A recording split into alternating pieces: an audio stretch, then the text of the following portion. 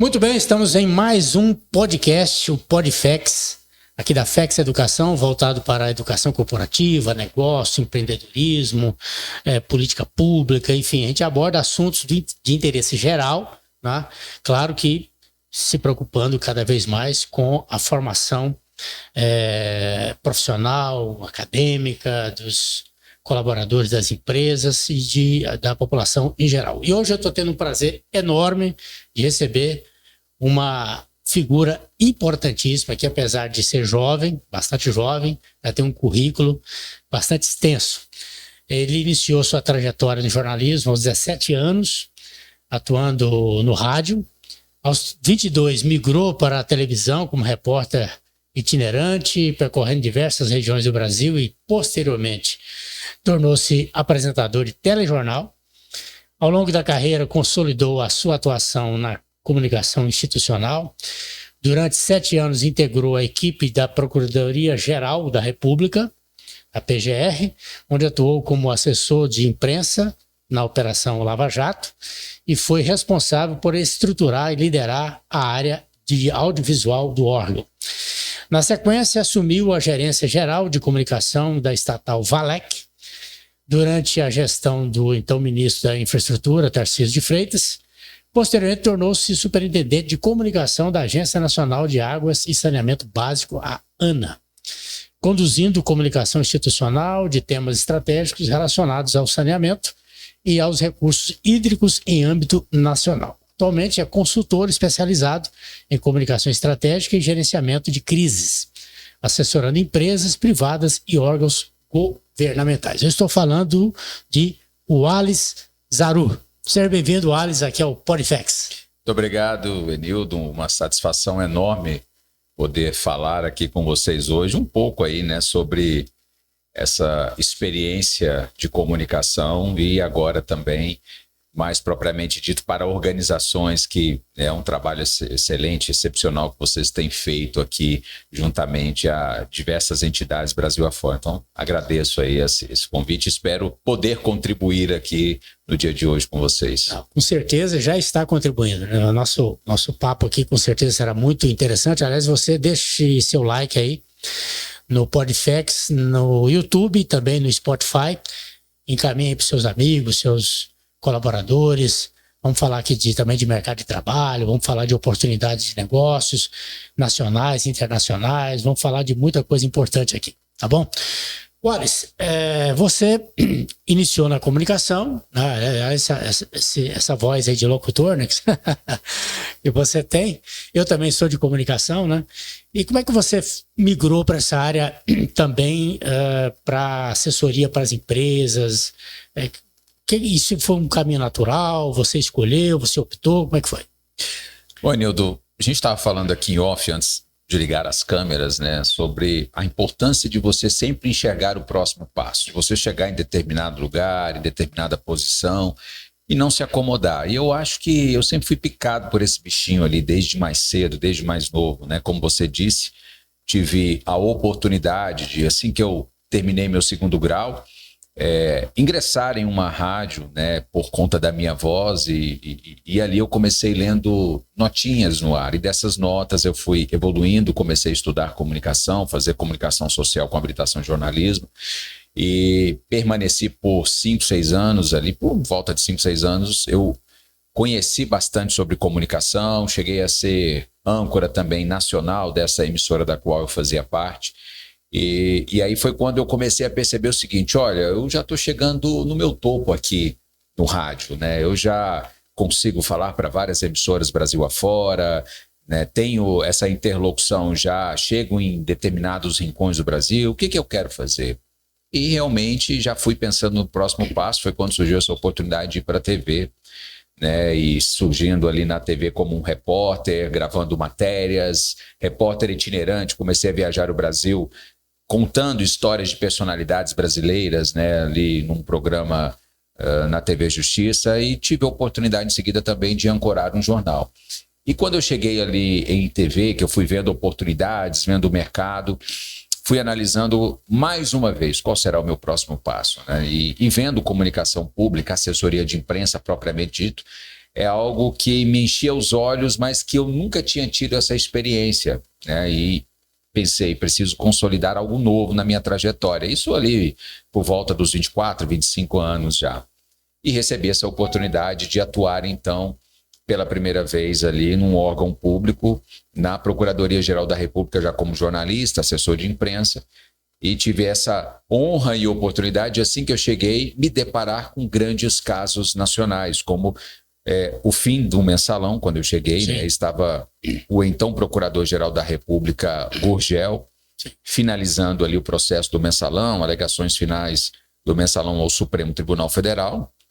Fiz a transição ali de procurador quando assumiu o então Procurador-Geral Rodrigo Janot, e logo no seu início de mandato, né, que são 2 anos e possível recondução por mais 2 anos, Rodrigo Janot então se depara com um dos maiores casos de corrupção do Brasil, que foi a Operação Lava Jato. Então isso foi enchendo os meus olhos, porque você estar num determinado lugar como esse, poder ver o que acontece no Brasil e fazer parte dos fatos narrados do Brasil, dos bastidores, isso é uma experiência não só de carreira enorme, mas é uma oportunidade de você, como um bom comunicador, também fazer a diferença. Porque o que nós fazíamos como assessores de imprensa? Nós dávamos ampla visibilidade das ações que aconteceriam, como, por exemplo, vai uma operação para a rua às 6 da manhã.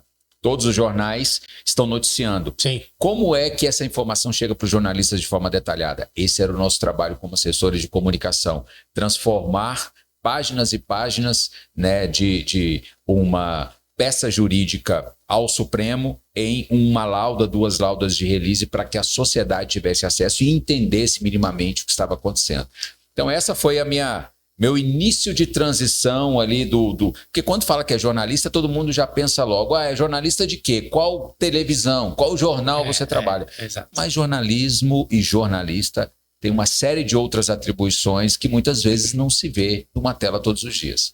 Com certeza. Aliás, tem a questão também do instinto empreendedor, né? Porque tem gente que começa na comunicação e encerra a carreira como repórter, como apresentador, e tá tudo certo. Né? Tá tudo ok, né? Mas quando a pessoa tem essa oportunidade na comunicação, no jornalismo, e tem uma veia empreendedora, ela acaba enxergando caminhos ali e migra, né? Foi o caso que aconteceu contigo, aconteceu comigo também, né? E eu queria saber mais ou menos o que te fez, qual o momento que você chegou, olha, eu preciso empreender aqui, eu vou deixar de ser repórter, ser assessor de imprensa e vou começar migrando para a área de negócio, né? Como é que você teve quando é que você teve essa visão e começou a se movimentar nessa direção? Acontece, Nildo, comunicação pública, ela é limitada. Comunicação governamental é limitada, mas empreendedorismo, comunicação para empresas, comunicação no privado, consultoria, é um oceano a mar aberto. Sim, é um mar azul. Né? É um mar que você pode navegar e navegar e navegar e por aí vai. Tudo depende do quê? Tudo depende da sua busca, tudo depende da tua mentalidade, né? E isso que você falou é uma coisa muito importante, porque, por exemplo, de onde veio essa minha mente empreendedora? Eu tenho uma família empreendedora, meus pais são empresários, então eu sempre cresci vendo o meu pai, que saiu de baixo, e, em primeiro lugar, graças a Deus, né, com os poderes de Deus, ele foi galgando e crescendo. Eu fui vendo que, para que ele pudesse chegar onde ele chegou, para ter esse crescimento, ele teve que sair de determinados lugares e teve que bater no peito, assumir a vontade de fato crescer e seguir adiante para abrir os ossos. Não é fácil, obviamente, eu vi que ele não teve facilidades, mas ele teve algumas coisas que o empreendedor precisa. Ele teve boa vontade para crescer e ele teve coragem. Então, essa mesma coragem que eu fui vendo ao longo dos anos, o meu pai, a minha mãe, juntamente com ele, sim, né? Claro. Sempre a dupla perfeita, eu costumo dizer que os levou onde eles estavam. Eu e meu irmão aqui, por vezes eu pude ajudar em algumas questões a minha família. Eu falei que se eu quisesse chegar onde meu pai já construiu a história dele, minha mãe construiu a história dela, eu preciso construir minha história. E para eu construir minha história, eu preciso sempre estar enxergando além. Porque imagine você está num determinado lugar onde você vê o Brasil acontecendo, onde você, por exemplo, dentro da Procuradoria-Geral da República, eu tive a oportunidade de atuar em várias frentes. Tive a oportunidade de atuar no Congresso Nacional, né, onde tinham discussões relacionadas a mudanças de Constituição, procuradores sempre participando. Então, eu acompanhava essas discussões, eu entendi como funciona o Congresso Nacional, comissões, normas, projetos, porque quando tinha essas discussões, eu me lembro que durante um determinado tempo eu fiquei responsável pela comunicação de relacionamento institucional.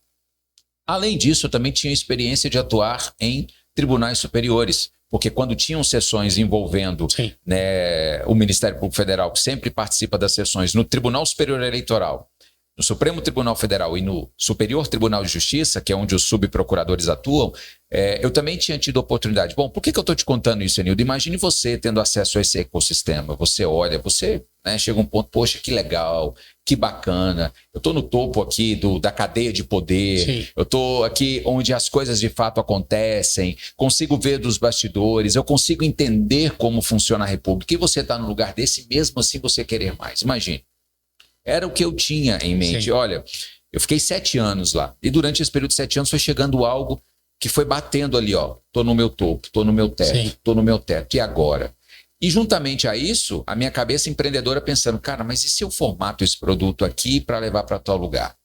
E eu desenvolvi uma coisa muito importante lá dentro, que é um media training, que é treinar autoridades, Sim. que é preparar essas autoridades para lidar ali com uma entrevista, gerenciar uma crise antes mesmo da crise acontecer, porque muitas vezes uma autoridade ela pega o microfone ou chega um repórter, faz uma pergunta que a autoridade não está preparada, ela acaba falando algo que aquilo gera uma crise sem necessidade. Verdade. Então, foi uma habilidade que eu acabei desenvolvendo, lidando nessa esfera de poder, que é justamente preparar essas autoridades. Veja, eu tive um tempo como comunicador em rádio e TV, então conheci a cabeça de repórter, sei como o repórter quer levantar uma informação e sei onde ele quer chegar, e hoje eu estou aqui preparando essas pessoas para justamente lidar com essa turma. Perfeito. Então essa visão me projetou para pensar, cara, eu posso, com essa experiência que eu venho construindo, ter habilidade para prestar consultoria, para dar um treinamento, para me lançar de fato no privado. Foi aí que também essas duas coisas, Enildo, você me perguntou, resumindo,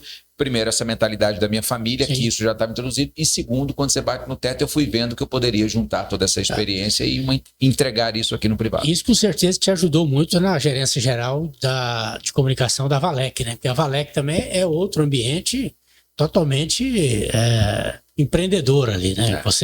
O que é um ecossistema que reúne as maiores empresas dessa área de mineração do mundo, né? Isso também te ajudou a ter essa visão um pouco mais global, né? Foi muito importante ali. Veja, eu não tinha tido ainda uma experiência no Executivo Federal.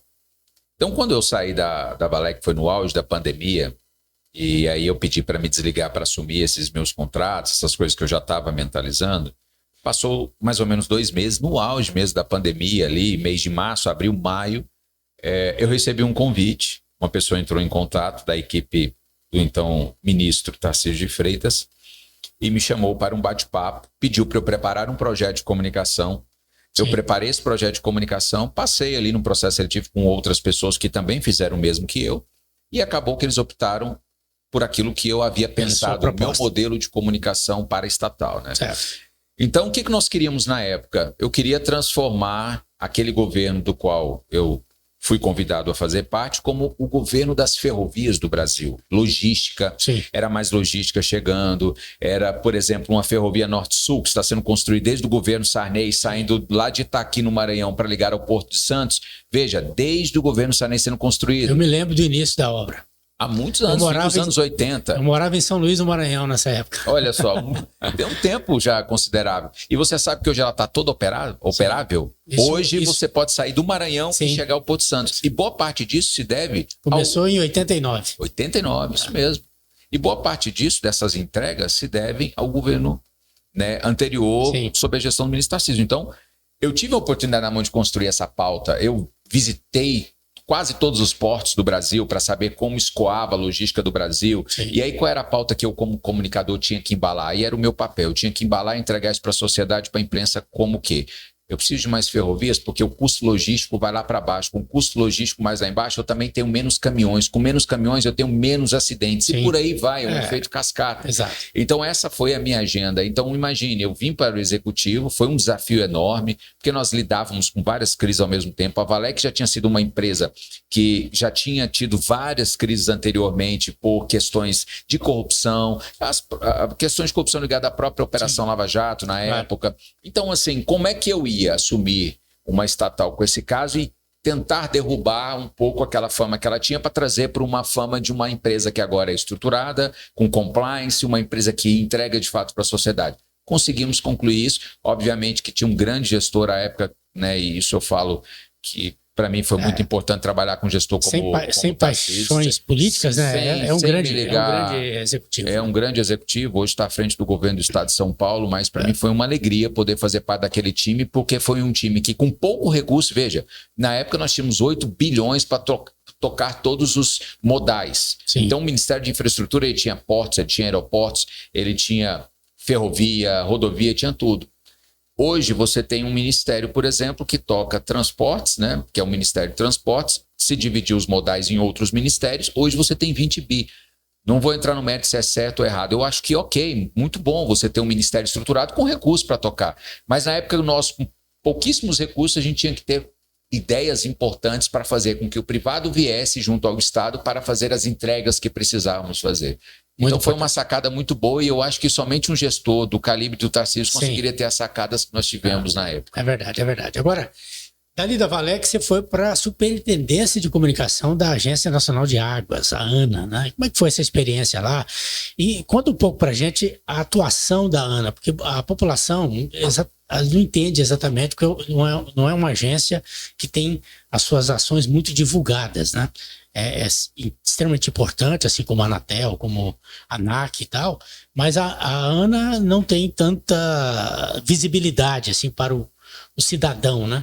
Como é que foi essa experiência de dirigir a comunicação lá e a importância dessa agência no dia a dia do cidadão? Não, você citou muito bem. É uma agência reguladora federal. Hoje nós temos 11 agências reguladoras federais que regulam serviços que chegam basicamente ao cidadão. É um modelo totalmente diferente do executivo, porque ela tem a sua independência. Quando eu falo independência, por exemplo, um diretor de uma agência como essa, ele é sabatinado pelo Senado com mandato fixo de 5 anos. Sim. Então, por exemplo, houve troca, saiu o governo Bolsonaro, entrou o governo Lula. Os novos governos não podem chegar e exonerar um diretor que tem um mandato fixo. Tem estabilidade. Então tem uma estabilidade. E essa estabilidade faz com que o corpo técnico tenha determinada autonomia para atuar, para regular, para fiscalizar, para emitir uma outorga. E aí a ANA, ela tem um papel fundamental, a Agência Nacional de Águas, e agora também de saneamento básico, ela assumiu com o novo marco de saneamento básico o papel e a atribuição de editar normas de referência para todo o setor de saneamento básico, visto que o novo marco legal estabelece que até 2033, salvo engano, todo o Brasil deve ter a universalização do saneamento básico. Um serviço que ainda é muito precário nas regiões, nos rincões do Brasil, região norte, por exemplo, mas surgiu-se essa meta. E dentro dessa meta, a agência assumiu essa atribuição muito importante. E dentro dessa atribuição muito importante, você ainda não tinha pessoas, não teve um equilíbrio de pessoal e tivemos que lidar com essa agenda muito importante. E olha só, para você ter uma ideia. Está lá uma fazenda, tá? Hoje o Brasil, obviamente, é considerado o celeiro do mundo em produção de alimentos. Nós somos celeiro do mundo em produção de alimentos. O agro é muito forte no Brasil. Mas, por exemplo, o cara para plantar precisa de água. De onde ele vai tirar essa água? Ele vai tirar de um manancial que passa ali perto. Sim. Quem dá outorga para esse cara tirar água e determina o quanto ele pode tirar e o quanto ele não pode tirar? É a Agência Nacional de Água e Saneamento Básico. Por quê? Porque a agência ela tem que pensar nos usos múltiplos da água. Então, o primeiro lugar vai ser, você vai dividindo. Você tem um consumo humano, você tem a produção de alimentos e você tem a produção de energia.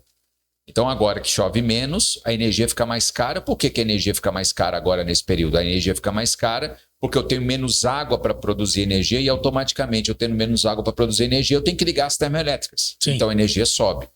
E essa mesma água que gera energia é a água que vai para consumo humano e é a água que é utilizada para irrigação. Para o agro. Então veja o papel importante da agência, por exemplo. A agência tem que pensar nesse contexto onde eu tenho pessoas que precisam de água, que é o elemento vital e básico para a nossa sobrevivência. Eu tenho um setor que é super pujante e forte no Brasil, que é o setor de produção de alimentos, e eu tenho um setor energético. Então, como eu penso nisso? Aí vem a interlocução da agência com a Anatel, por exemplo. A ANEEL, por exemplo, Sim, que é a Agência Nacional de Energia Elétrica. Você tem a interlocução com vários outros setores.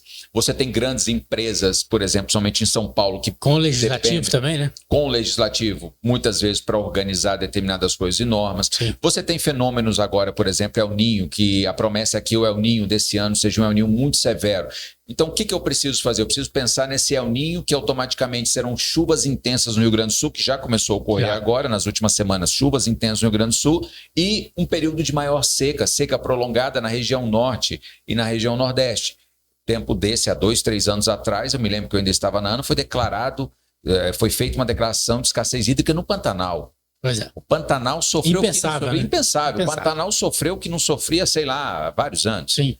E por que a ANA cuida disso? A ANA, ela tem essa prerrogativa de fazer uma declaração de escassez hídrica para quê? Para que os governos comecem a pensar localmente como aquele recurso vai ser. Como conviver com isso. Como né? conviver. Não dá para evitar. Mas... Então, esse é um dos papéis fundamentais da ANA hoje. Quer ver outro detalhe? Quando aconteceu a crise no Rio Grande do Sul, que teve Porto Alegre ficou embaixo d'água, as estações de monitoramento de todos aqueles mananciais, quem coordena a rede hidrometeorológica nacional, para dizer se a vazão do rio está A, B, C ou D, é a Agência Nacional de Água e Saneamento. Então, existe uma estaçãozinha da ANA, lá no Rio Amazonas, no Rio Tapajós, em vários outros rios que perpassam 2 estados, principalmente perpassam 2 estados, isso vai em tempo real para satélite e vai para um sistema. Esses dados são consolidados constantemente em tempo real para que sejam tomadas as decisões sobre o que fazer naquela determinada região. E quem recebe, quem cuida dessa rede é a Agência Nacional de Água e Saneamento Básico. Então veja, naquele ano eu me lembro que eu peguei um avião, estávamos no Rio Grande do Sul. Do Rio Grande do Sul, cuidando da enchente do Rio Grande do Sul, nós pegamos um outro avião, pousamos em Brasília, só troquei de mala e fui para o Amazonas, porque eu estava tendo uma seca histórica do Rio Amazonas há 2 anos atrás. Sim, claro, foi devastador. Exatamente. Então, veja bem, numa mesma semana eu estava convivendo com uma situação no Sul e com uma situação no Norte. Então, é um trabalho tem que ser um trabalho técnico isento. A gente diz que a agência reguladora, elas têm que ser agências de Estado e não de governo, porque uma política pública ela tem que perpassar governos, independente se é governo de direita, governo de esquerda, governo de centro. Você tem que pensar no bem-estar público, você tem que pensar na população. São decisões meramente técnicas. Então aí eu tive a oportunidade de viver esse universo como um comunicador também de uma agência reguladora técnica e saber traduzir. Nesse período mesmo, Erildo, dessas situações catastróficas no Brasil, conseguimos várias parcerias em grandes veículos de comunicação para divulgar em tempo real o que estava acontecendo no Rio Grande do Sul, para divulgar em tempo real o que estava acontecendo no Norte. Nós íamos a muitas entrevistas em São Paulo, por exemplo, eu acompanhava os gestores. Qual era o meu papel? Construir essa agenda, essa ponte entre os nossos gestores, transformar a linguagem técnica numa linguagem acessível à população e construir essa ponte juntamente à imprensa. Então, orientar a comunicação. Orientar, trazer ali um gerenciamento de crise, de fato. Então, nós tivemos na Rede Globo, no G1 em São Paulo várias vezes, na CNN, várias entrevistas na CNN, na rede NBC e todas as grandes emissoras nacionais, porque aí a gente traz eles para perto como parceiros, para que a população entenda e conosco consiga tratar isso com a devida seriedade possível. Então, assim, quando você trabalha em governo, você pensa sempre em nuances, porque nós vivemos um ambiente polarizado. E como que eu saio dessa bolha de polarização para transformar uma notícia em uma notícia que não é política, mas é uma notícia de prestação de serviço para a população? Esse sempre foi o meu papel. Exato, muito bom. Eu fiz questão de perguntar sobre a ANA, porque eu acho que é um trabalho que deveria ser mais divulgado, né? A população não sabe exatamente o que faz a Agência Nacional de Águas, né? Então, muito boa essa oportunidade que você teve para poder esclarecer o nosso público, né? Agora, Wallace, a partir daí você migrou para a área de empresas, né? E hoje você não está totalmente fora de governo, porque você ainda dá consultorias para a área de governo, mas passou a direcionar mais seu trabalho para empresas, né? Como é que foi essa migração aí? Esse ensaio... Foi difícil deixar o governo, não deixar, como é que foi? Esse ensaio já estava acontecendo há alguns anos, lembre, aqui, resgatando o histórico do nosso bate-papo. Desde quando eu estava saindo da PGR, eu já estava nesse ensaio, né, de começar a traduzir, mas que ocorre que quanto mais experiência você tem nesse ecossistema de governo, de gerenciamento de crise, de muitas vezes conversar com uma autoridade e dizer à autoridade qual o melhor caminho dela comunicar à sociedade, quanto mais você adentra esse ecossistema, é muito importante porque você coleciona experiências, cases de sucesso, outros não de sucesso, porque quando você lida com a autoridade muitas vezes, infelizmente, tem autoridade que acaba não escutando assessoria, gera uma crise, depois cabe a nós gerenciar essa crise, mas enfim, isso faz parte do nosso trabalho. Então, quanto mais cases você coleciona, mais propriedade você tem para chegar aqui do outro lado do balcão e dizer, olha, eu sei qual é o caminho, eu tenho uma solução para a tua empresa. Eu costumo dizer que na comunicação não existe fórmula mágica, Nil. Na comunicação existe você entender. Eu não tenho pacotes pré-prontos para meus clientes. Eu não chego para o meu cliente e falo assim, eu tenho um pacote se eu for gerenciar suas mídias, se eu for cuidar de tal coisa da tua empresa, se eu for emplacar tantas pautas, X, não. Eu costumo dizer que a minha visão é 360, eu tenho a visão do todo de comunicação por já ter percorrido todo o ecossistema de comunicação. Então, quando eu vou conversar com uma pessoa, primeiro eu faço um diagnóstico para entender o que ela mais precisa. Olha, nesse momento você precisa atacar com mais força pautas na imprensa, então vamos atacar. Não, esse momento não é o momento da gente falar como empresa, é o momento da gente ficar quieto, vamos construir uma narrativa interna para o nosso público, engajar o nosso público com essa pauta, para depois eu começar a externalizar. Quero ir para a rede social, post, rede social, quero engajamento, quero crescer o número de seguidor. Calma. Porque muitas vezes que sua empresa, se você expor sua empresa demais no digital agora, você pode gerar problema porque esse concorrente vai fazer tal coisa e vai te colocar no buraco. Então, comunicação estratégica, não é só, não, vem cá, vou fazer isso, vou fazer aquilo. Sim. Então, eu consigo hoje, desse lado do balcão, ter essa noção. E para mim, assim, foi um caminho natural, não foi... foi difícil? Não foi difícil. Óbvio que algumas coisas, quando você assiste hoje mais do bastidor na televisão, você pensa, poxa, poderia ter feito isso. Poxa, se essa autoridade tivesse caminhado por esse lado, acho que seria totalmente diferente. Isso que falaram. Então você fica hoje meio assim naquela nostalgia de se fosse eu faria tal coisa. Mas chega um ponto que envolve negócios. Quando você também atua em governo, você é muito limitado do ponto de vista financeiro. Com certeza. Porque quem é servidor público, quem está no público, não pode ir com a sensação de que vai porque eu vou ganhar muito dinheiro no público. Se você for com esse pensamento, você já está fadado a um erro e você está fadado a entrar no caminho de corrupção. Exatamente. Entende? Então, você, quando vai para o público, é isso, é você construir case, construir uma carreira, construir acesso a pessoas, construir acesso a ecossistemas. E depois disso, é você olhar para trás, ver o que você construiu para você ter um caminho de sucesso no privado, seja numa consultoria privada, na sua empresa, seja com qualquer outro caminho. Então, essa sempre foi minha mentalidade. Por isso que eu fico meio nostálgico, mas não foi tão difícil, porque eu olhei e falei assim, cara, agora... tem família, tem tudo, então precisamos observar esses fatores. Até porque o trabalho de servidor público, quanto melhor ele for na sua atuação, mais ele se credencia para outras atividades fora do governo, né? Fora do Estado. Né? Então, acho que o que aconteceu contigo foi isso. Você teve uma atuação muito destacada, né? E muito competente lá, que está te ajudando agora a abrir novos caminhos fora do governo. Exatamente. Isso é muito importante. Eu tenho uma premissa comigo, tá? Eu sempre procurei construir pontes, não muros. Sim. Quando você constrói pontes, porque quando eu conheci muita gente arrogante nesse ecossistema de governo. Quando eu falo arrogante eu tenho o poder, eu tenho a chave do cofre, eu tenho a caneta. Então eu faço o que eu quiser. E desculpa o termo aqui, dane-se todo mundo. É um grande engano. Né? E é um grande engano, sabe por quê? Eu já vi muita gente cair, já vi muita gente se levantar. Eu já vi muita gente estar com a chave hoje e amanhã ela descobrir que foi exonerada pelo Diário Oficial. Sim. E aí eu digo, você só está no cargo. Sim. O cargo não é você. O cargo, pessoas vêm e vão. Então você, quando se valer, se ocupar dessa caneta, desse cargo, que é importante, em primeiro lugar, olhe com responsabilidade. Em segundo lugar, veja o que você pode construir e servir a todos. Quando você tem essa posição de servir a todos, eu me lembro, por exemplo, estou num evento com o presidente da República. E em evento com o presidente da República, você muitas vezes tinha diversos órgãos. Sim. Então, eu coordeno um evento do Presidente da República com 3, 4 diretores de várias agências reguladoras, de estatais, ministros de Estado, 2, 3 ministros. E muitas vezes esse pessoal não vai acompanhado de toda a sua equipe. Então, por exemplo, eu viro para o meu colega de uma assessoria que não esteve e falo, você quer que eu faça uma foto da sua autoridade? Eu vou pedir para minha equipe tirar uma foto, manda seu WhatsApp, eu mando, você divulga em tempo real. Você quer que eu grave a sua autoridade aqui? Então, quando terminar, eu vou só gravar aqui o ministro junto com o presidente, depois eu já tiro aqui para o canto, já gravo sua autoridade e mando, você já divulga nas suas redes. Então, isso é um ecossistema que você constrói pontes. Sim, sim. E todas as vezes que eu precisava de alguma coisa, todas as vezes, assim, acho que eu posso contar nos dedos as vezes que eu tive portas fechadas nesse sentido, mas todas as vezes que eu precisava de um colega, precisava às vezes, poxa, como é que está o voo da FAB aí com o ministro? Tem mais um espacinho, tem mais um lugar para eu acompanhar meu assessorado? Consegue para mim?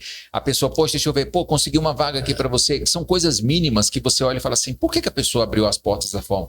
Porque quando você tem a visão de construir pontes, sim, você por onde passar, você vai ter sempre um acesso garantido. Então, eu sempre procurei fazer isso. E muitos gestores que estão do lado de cá do balcão, quando eles pegam a caneta e acham que aquela caneta é tudo, veja essa pessoa daqui 4, 5 anos, quando ela estiver no governo, onde ela vai estar. Exatamente. Então, isso eu penso muito assim. Faz total diferença, né?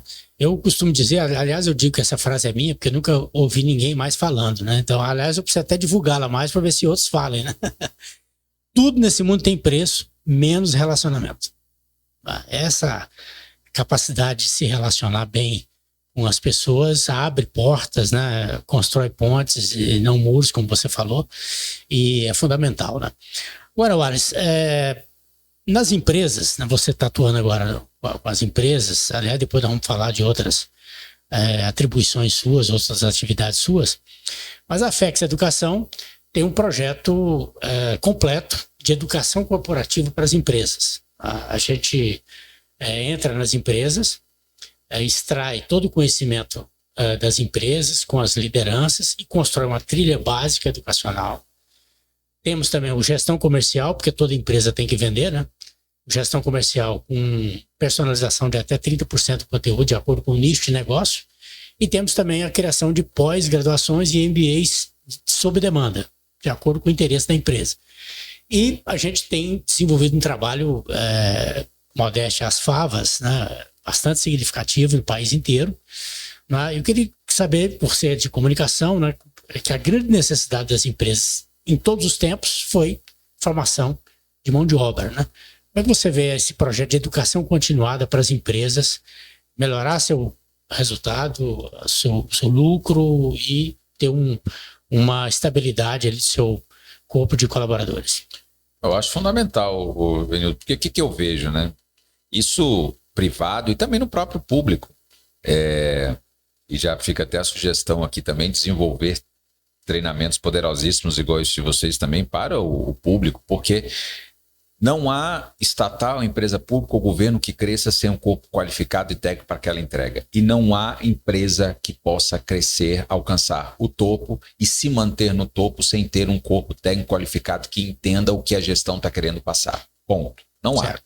O cara pode até crescer rapidamente, ele pode até ter um ano de boom, mas se ele não tem ali uma estrutura, uma base, é o famoso iceberg, a parte escondida embaixo, que sustenta aquele crescimento, para mim tem time, tem tempo para aquele crescimento começar a cair. Por quê? Porque o gestor sozinho ele não consegue, muitas vezes, levar tudo nas costas. Porque o que o gestor precisa? O gestor ele precisa, Benildo, principalmente ter em mente que ele precisa ser a cara do negócio. O dono de uma empresa, ele é o cara que abre as novas portas, ele abre as novas fontes, ele é a cara, aquele que vai adiante. E quem está na base sustentando tudo isso? Essas portas abertas, esses lugares abertos? É a equipe, é a estrutura que ele está montando. E como é que eu pego essa equipe e estruturo essa equipe para chegar onde eu quero chegar? Qualificação. É eu pegar essas pessoas e ali na qualificação eu já fazer uma nota de corte, quem quer e quem não quer. Exato. Porque muitas vezes você vai oferecer um baita treinamento e você vê que alguns não querem, mas tem outros que estão ali ávidos pelo conhecimento. Perfeito. E aí eu tenho que fazer a nota de corte. Então hoje para uma organização eu não enxergo o crescimento sustentável sem uma qualificação que seja perene, uma qualificação que faça chegar na pronta, um treinamento recorrente. Eu não vejo só também uma vez, tá? Eu não acho que uma organização vai lá, contratei aqui a FEX e depois que eu contratei a FEX está tudo certo, preciso uma vez. Não. Ano que vem, você precisa entender, ainda mais agora com o universo de IA, você precisa entender o que está acontecendo para introduzir isso na sua equipe, fazer um novo treinamento, engajar as pessoas naquilo que você precisa. Então, se você não tem isso nas grandes companhias hoje, me desculpe, você tem uma companhia hoje, e se tem algum empresário, alguém que está me ouvindo, com essa vasta imensidão de conhecimento que as pessoas precisam ter diante de tudo que está acontecendo no mundo, e pelo que eu já conheço de comunicação, se você não chega na ponta com serviços de qualidade, você vai perder mercado. Você só chega na ponta com serviços de qualidade se você tem uma equipe qualificada para entregar aquilo. Perfeito. Até porque a gente usa o termo também de educação continuada, né? Exatamente por quê? Porque toda empresa é uma empresa de educação, né? Porque ela está ensinando todo dia muita gente o tempo todo. Então a empresa ela já é educacional, só que muitos empresários ainda não entenderam isso, né? Então ele precisa montar ali uma estrutura de educação continuada para que a empresa possa não somente treinar quem está chegando, qualificar quem já está lá e ainda preparar a própria sucessão da empresa, né? A sucessão não é a sucessão do CEO, do proprietário ou do dono da empresa, a sucessão de funções, né? Porque existem níveis, né, que as pessoas precisam se qualificar para poder evoluir dentro da própria empresa. E isso, posto, a gente diminui o turnover, né, que é o grande gargalo das empresas hoje. Sempre foi, mas hoje ainda muito mais, porque a concorrência aumentou, né, é o turnover, né, a rotatividade ali de colaboradores o tempo todo. Então a gente tem índices aí, Wallace, de empresas que depois que implantou a Universidade Corporativa, diminuiu em 70% o turnover. Olha aí. Economia de 7 milhões por ano só com rescisões trabalhistas. Então, assim, é um valor, né, que o empresário leva para a empresa que vai contribuir decisivamente nos resultados. E o que você falou com relação ao empresário investir nisso, né, não como uma despesa, mas como um bônus, né, para o próprio crescimento da empresa, faz toda a diferença. E sem contar que você acaba tendo, quando você vai ver, né, Enildo, eu acho que além do conhecimento, e conhecimento também é algo que nunca tem preço, porque é algo intangível, imensurável, além do conhecimento tem um outro fator que é o engajamento. Quando você tem um treinamento específico para aquelas pessoas internamente, em company, ali dentro, destinado para aquelas pessoas, você tem um conversando com o outro. Pô, tu viu ontem? Cara, isso aqui, pô, eu tô com dúvida nisso, cara, me ajuda nisso aqui, vai ter uma provinha lá depois. Então você começa a gerar um engajamento e isso é um ecossistema de engajamento em que as pessoas começam a se animar, começam a se automotivar para conseguir ter aquela entrega que a empresa realmente necessita. Então, veja, é todo um ecossistema, né? Então, você tem ali a economia trabalhista. É algo que eu vejo assim a salutar muito e que com a inteligência artificial que vem surgindo muito forte dentro das empresas cada vez mais, você tendo essa qualificação para que você prepare inclusive os seus funcionários, as pessoas para lidar com esse novo ambiente, é algo que não tem para onde ir. Isso hoje é algo inevitável, diria eu, viu, Enildo? É extremamente necessário. Agora, por falar em qualificação também, Wallace, você está aproveitando essa experiência toda que você já adquiriu, apesar de ser, repito, né, muito jovem ainda, criando uma mentoria para poder ajudar também empresários e até mesmo postulantes aí a cargos públicos e tal. Como é que gostaria que você falasse desse seu projeto de mentoria agora? Nós temos, como eu disse, né, eu sempre gosto de fazer um diagnóstico, o que a pessoa quer, onde ela quer chegar. Às vezes um candidato ele vai lançar a sua campanha, vai botar a campanha no ar e ele quer falar sobre assuntos, ele quer lidar com determinados assuntos sem fazer um cálculo. Qual é o risco de você falar isso? Bom, você sabia que se você tira essa vírgula do lugar, você pode gerar uma crise no teu nome num período crucial agora que você quer se candidatar?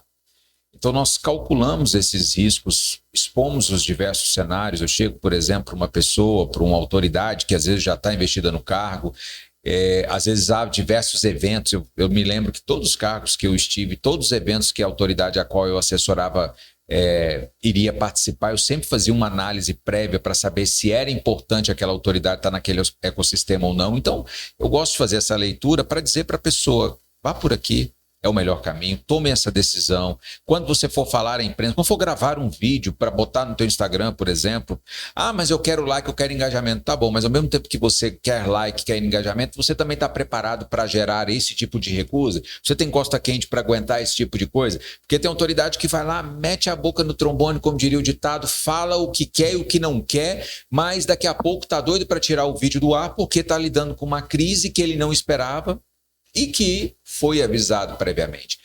Então, essa é uma coisa muito importante. Hoje também eu tenho desenvolvido um trabalho com companhias, com empresas, que a gente estava até falando sobre isso agora há pouco, né, Nildo? Não adianta eu, como uma grande organização, querer falar para fora se eu não falo para dentro. Claro. Então, a rádio corredor, às vezes, corre mais rápido que uma informação oficial da empresa. A empresa precisa primeiro aprender a se comunicar melhor para dentro. E isso a gente chama um trabalho de endomarketing que é feito. Então eu preciso ter um trabalho qualificado de comunicação interna, eu preciso ter um trabalho qualificado de endomarketing, porque não adianta o meu funcionário, imagina, o teu colaborador, como é que ele vai se sentir engajado sabendo que a empresa vai tomar uma ação vendo no Instagram da empresa? Ele não vai se sentir engajado. Sim. Entende? Então, esse é um dos trabalhos também que eu tenho desempenhado com algumas organizações, que é justamente fazer esse diagnóstico, essa análise de como desempenhar esse trabalho. Além de gerenciamento de crise de grandes organizações e associações nacionais, que querem chegar a Brasília, querem ter acesso ao ecossistema político aqui de Brasília e não sabem qual o caminho.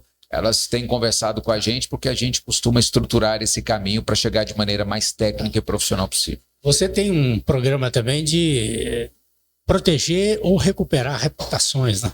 Como é que você atua dessa forma?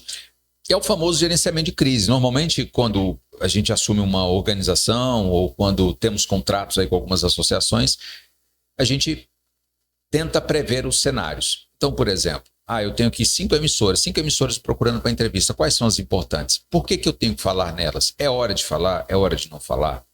Então, o que falar, né? Eu tenho que prever a crise antes mesmo da crise acontecer. Então, a empresa vai tomar determinada ação, a empresa vai fazer determinada questão. Então, se a empresa vai soltar um comunicado, se é uma grande organização, se ele vai no Instagram dele soltar determinada questão, eu preciso ter um plano de crise antes para saber que aquela comunicação pode gerar um efeito positivo e, se for negativo, quais são os efeitos negativos e como mitigar. Então, já tem que estar preparado. E muitas vezes a gente já chega no auge da crise, onde já aconteceu a besteira toda e nós temos que chegar e tentar contornar. Uma crise, quando foi lançada, quando a gente chega para contornar, a gente tem que fazer um diagnóstico, uma análise, Enildo, para entender se aquela pauta de fato ela é contornável ou não. Toda pauta ela é contornável desde que você tenha seriedade no trabalho. É o que eu falo, eu não prometo nenhuma facilidade, não prometo, vou chegar na tua empresa, você está em crise, vou resolver tua crise. Não é isso. Eu não posso prometer isso. E eu estaria sendo leviano como um profissional. Então, o que eu tenho que fazer? Um diagnóstico para mitigar aquilo que já aconteceu. Se eu chegasse antes, talvez nem aconteceria. Mas como eu cheguei depois, eu agora tenho que analisar para mitigar os efeitos daquela crise que já está posta.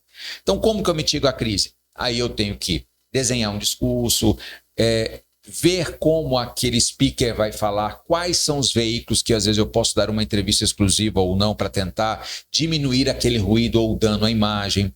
Então, assim, são várias coisas. Por exemplo, pegar aqui um candidato, sai uma crise de Flávio Bolsonaro, negócio lá do Master, que ele estava em alta e de repente diminuiu. Como é que eu faço para contornar aquilo depois de aconteceu? E se eu tivesse contornado aquilo antes de acontecer? É um cenário. Eu poderia ter contornado aquilo antes de acontecer. Mas aconteceu. E agora? Como é que eu me deparo com isso? Aí pega Lula, por exemplo, vai falar determinada questão contra os Estados Unidos ou contra outros países. Aí gera uma crise. Como é que eu contorno isso depois que ele fala? Então, estou trazendo eventos práticos. Sim, claro. Agora, eu posso chegar antes e falar assim, presidente, dá para você alfinetar, mas dá para você alfinetar de uma maneira mais macia. Não precisa ir por esse lado, porque aí fica de maneira institucional, não fica algo pessoalizado, entende? Então, é isso que a gente tenta construir sempre dentro da institucionalidade, mas passou aquilo e aconteceu, aí eu tenho que pensar como mitigar e gerenciar os efeitos daquela crise.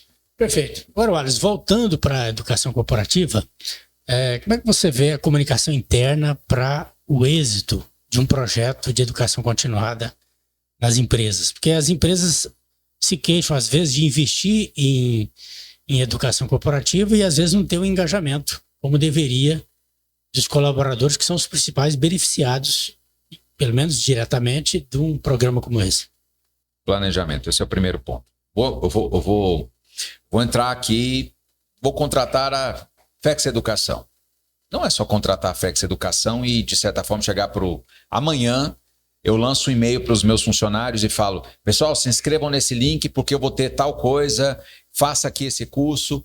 Tem gente que não quer fazer. E aí você, dependendo da forma que você coloca isso, uma coisa que era para ser propositiva e positiva acaba sendo negativa. Porque a pessoa, vou arrumar mais trabalho, eu já estou muito ocupado, eu já trabalho demais, eu não quero me envolver com isso, eu tenho muitas coisas fora. Agora, veja bem, se eu construo isso um mês antes, começo a lançar pílulas. Você já pensou em ter um plano de carreira aqui na minha empresa? Você já pensou que se você fizer tal... Eu nem falo do treinamento que eu estou contratando. Sim. Eu não falo. Treinamento é a cereja do bolo. Sim. Aí eu faço um plano sobre isso. Um plano de comunicação em primeiro lugar e depois um plano de treinamento. Então, se eu tenho na minha cabeça que eu quero isso no ano que vem, daqui 2 anos, eu tenho que gerar a necessidade nas pessoas antes de só colocar para elas fazerem. E por que muitas empresas reclamam? Porque elas não conseguem gerar essa necessidade no seu público interno e não conseguem gerar o engajamento necessário para que elas tenham um interesse. Aí eu te digo, isso sabe o quê? Endomarketing, comunicação interna. Porque se eu tenho uma boa comunicação interna, eu tenho um setorzinho de comunicação que não está pensando para fora, mas está pensando em engajar o funcionário e gera esse interesse no funcionário, é óbvio que com o tempo ele vai olhar, se ele vê que vai pesar no bolso, eu tenho que ir pelo bolso. Se ele vê que aquilo a médio prazo pode pesar no bolso dele, quanto custa e quanto aquilo pode significar para ele como indivíduo e como pessoa, é óbvio que ele vai querer fazer. Agora, o que eu não posso é aplicar isso de maneira inadequada dentro da minha organização. Chegar dentro da minha organização e querer impor goela abaixo algo. Aí o efeito realmente é negativo. E por isso, às vezes, o cara vira lá o dono da empresa, meus funcionários não querem fazer, não vou fazer novamente. O que falta é planejamento estratégico de como você vai implementar o seu sistema de educação na sua corporação, na sua empresa, com endomarketing que faça a diferença. É assim que eu vejo. Perfeito. Então, planejamento é a chave. Agora, Alisson, a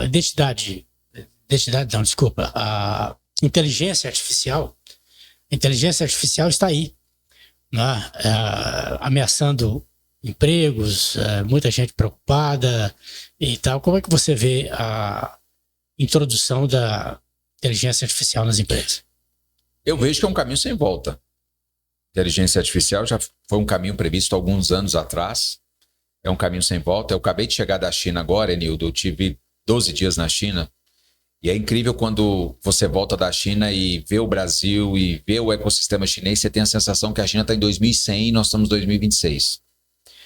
E por que a China sempre está na frente? Porque eles antecipam as tendências, eles aplicam as tendências antecipadas antes do mundo aplicar. Então, hoje você vê robôs funcionando em parques onde você tinha, por exemplo, parques de fábricas onde você tinha 300, 400 pessoas trabalhando, você tem 40. E robôs atuando e andando para baixo e para cima, com o IA embarcada. Sim. Mas as pessoas que estão ali, elas são melhor qualificadas, elas conseguiram antecipar alguns movimentos e elas ganham, inclusive, mais do que qualquer outra pessoa ganhar. O ticket médio hoje do chinês, que o pessoal falava, vai para a China que a mão de obra é barata. Não. O ticket médio da mão de obra chinês aumentou muito. Sim.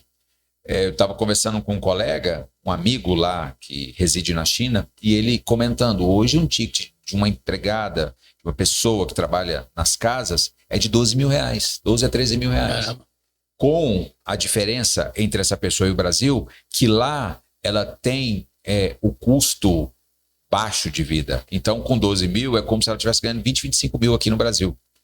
Porque ela vai no mercado, com R$1.000, ela compra tudo do bom e do melhor no mercado. Então, o que eu estou querendo dizer com isso? Eu estou querendo dizer que se a gente não antecipar a esses novos fenômenos, essas coisas que estão acontecendo, por exemplo, montadoras. Antigamente, há 3, 4 anos atrás, a Alemanha, Inglaterra, os países da Europa pegaram os carros elétricos, construíram vários parques para fabricar os automóveis e botou um automóvel no mercado, um Audi, uma BMW elétrica a 800 mil reais, Sim. 900 mil reais. Aí vem o cara lá da China, manda um big carro para o Brasil a 250, 300 mil reais. Assim, carros hoje que se demonstram, não é mais aquela coisa, vinha carro da China, não. É ruim, é o Xing Ling, não é mais isso. Isso já era. E aí o que as montadoras tiveram que fazer? Aquela mesma BMW que custava 800 mil, tiveram que cair para 450.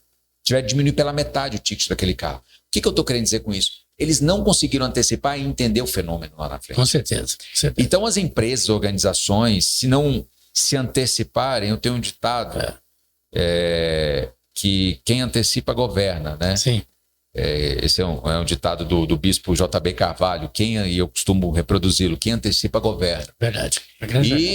Se nós nos anteciparmos aos fatos, aqui no Brasil, a gente pode ser um país de vanguarda, mas eu acho que isso é uma mudança de mentalidade. Mudança de mentalidade passa pela educação. Que bom, que bom.